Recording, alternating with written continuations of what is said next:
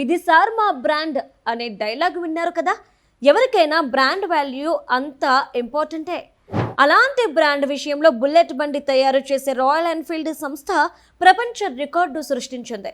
World top బ్రాండ్స్లో royal Enfield 3వ స్థానంలో నిలిచి సంచలనం సృష్టించింది.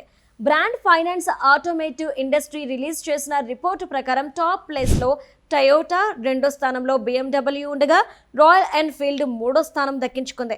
అల్ట్రా లగ్జరీ కార్ల కంపెనీ ఆడి 4వ ప్లేస్లో సరిపెట్టుకుంది. ఇక రేస్ కార్లు తయారు చేసే ఫెరారీ బ్రాండ్ రేస్లో 7వ స్థానంలో నిలిచింది.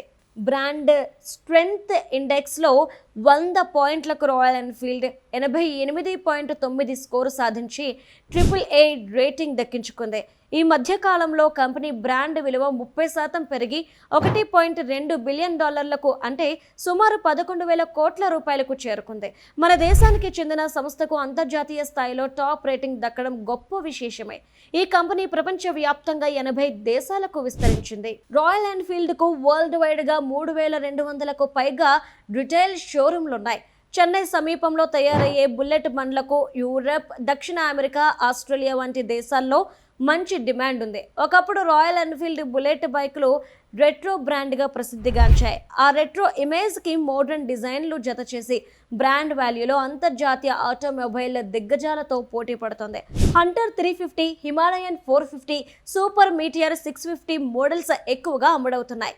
రాయల్ ఎన్ఫీల్డ్తో పాటు టాటా మోటార్స్, మహీంద్రా, మారుతి సుజుకి కూడా బ్రాండ్ ఇండెక్స్లో మంచి ర్యాంకులు సాధించాయి. 5వ స్థానంలో టాటా మోటార్స్ టాప్ 10లో ఉంది.